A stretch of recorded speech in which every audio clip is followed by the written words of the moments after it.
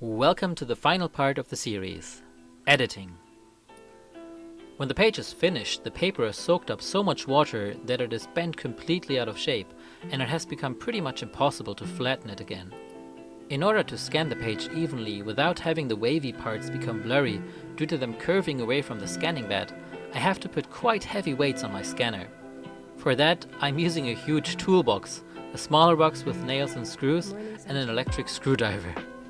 My scanner is up on a shelf, about shoulder level, so I have to hoist all these things up each time I want to scan something, making the simple act of scanning some pages become its own form of workout. I scan each page at 600 dpi because a higher resolution doesn't make much sense for color printing, and save it as a .tiff because it has far less data loss due to compression than a JPEG. Saving a file as a JPEG should only be used for the finalized image output after editing, not before. Yet, just like every scanned analog color artwork ever, the scanner completely messes up the colors. After I inserted the scan into the pre-prepared empty page template, the first thing to do is place the frames around the panels. Then comes color correction. I tend to add more contrast so that the colors pop a bit more, and to balance the previously mentioned fading of dried watercolors, which befalls some colors more than others, most likely due to the different amount of pigments to binder ratio among them. Oh, and if I don't forget it, I like to start by making a copy of the original artwork layer so that I can always fall back to that in case I messed up at some point. Most edits happen on separate layers anyway, so this is a kind of double insurance.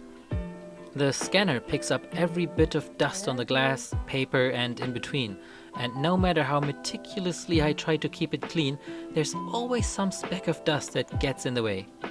So clean up it is. A simple trick is using the dodge tool in Photoshop set to highlights and 50% strength. This will sort of overexpose these small areas and auto-delete small parts of dirt, as well as unnecessary paper texture, which just looks a bit too dirty and otherwise completely white parts, likely due to the scanner's light casting shadows of the texture. Next, I'll fix some mistakes that happened in the painting process, usually color that has gone over the line or missing color in some small spots, and just about anything else of that sort. Again, it doesn't need to be absolutely 100% perfect, but it shouldn't look too careless either. After that is done, I add the sound words should the page require some. It's always a bit difficult to find the right terms for many effects. There's also the issue of sound words being perceived differently in different languages, like how a dog's bark bark is wow wow in German and wan wan in Japanese. Speaking of, did you know that there are over 2,000 of these onomatopoeia in Japanese, and that pretty much every Japanese knows all of them? We have ours too, such as bam, peng, crash, and so on, but Japanese goes way beyond that. There are onomatopoeia for feeling excited, ワクワク、 for being hesitant, うじうじ、 to describe that something is very fresh, ほやほや、 may it be news or bread, or even for messy hair. もじゃもじゃ。 It is almost its own language entirely. I'll leave an interesting video for a song about onomatopoeia in the description for you. I like to add some texture to them, lifted from another part of the comic, as the suddenly non-textured space would look a bit too digital and out of place. Finally, I add the speech bubbles and get ready for lettering. Although I am only adding them now, I consider the speech bubbles already when creating the layout for the page. Getting the shape correct can be a bit tricky though. Lettering is the very last step and almost feels rewarding.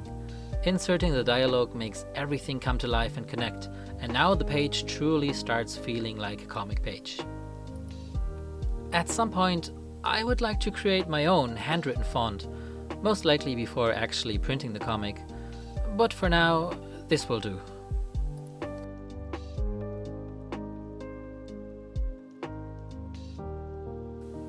So that's pretty much it.